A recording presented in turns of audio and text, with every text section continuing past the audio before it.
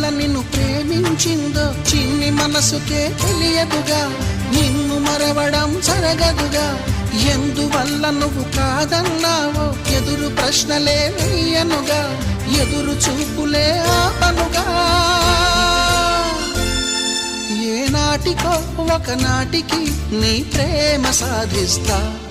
నిన్ను చూడాలని ఉన్నా, నిన్ను చూడాలి